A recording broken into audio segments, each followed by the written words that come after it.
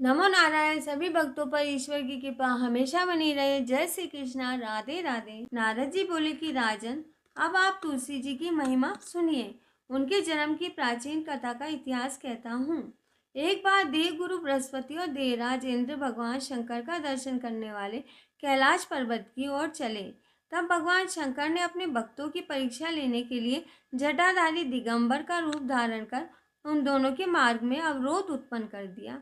यद्यपि वे तेजस्वी, शांत और लंबी भुजा और चौड़ी छाती वाले गौरवर्ण अपने विशाल नेत्रों से युक्त तथा सिर पर जटा धारण किए हुए वैसे ही बैठे थे, तथापि उस भगवान शंकर को न पहचान कर इंद्र ने उनसे उनका नाम और धाम आदि पूछने की कष्ट किया।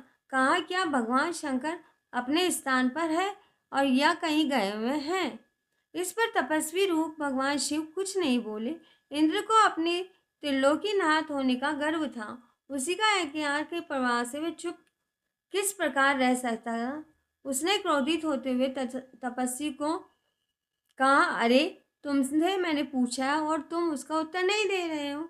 मैं अभी तुम पर वज्र का प्रहार करता हूँ, फिर देखता हूँ कि कौन तुझ दुर्गति की रक्षा करता है। इस प्रकार कहकर जैसे ही इंद्र ने उस जटाधारी दिगंबर को मारने के लिए हाथ में वज्र लिया, वैसे ही भगवान शिव ने वज्र सहित इंद्र का हाथ स्तंभित कर दिया और विकराल नेत्र कर उसे देखा।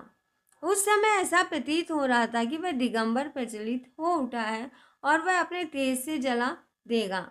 भुजाएं स्तंभित होने के कारण इंद्र दुखित होने के साथ साथ अत्यधिक कुपित भी हो गया।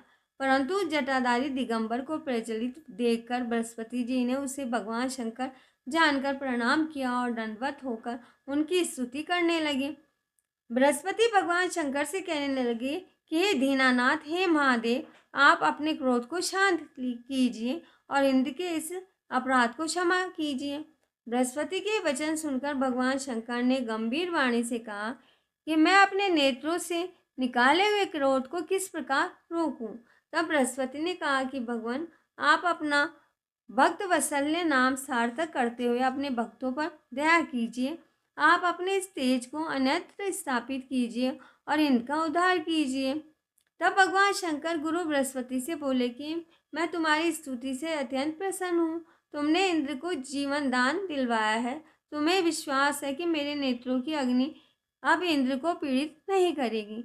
बृहस्पति से इस प्रकार कहकर भगवान शिव ने अपने मस्तक से निकले हुए अग्नि को तेज को अपने हाथों में ले लिया और फिर उसे क्षीर सागर में डाल दिया। तत्पश्चात भगवान शंकर अंतर्ध्यान हो गए। इस प्रकार जिसको जो जानने की कामना करता है उसे जानकर इंद्र और बृहस्पति अपने अपने स्थान पर चले गए। राधे।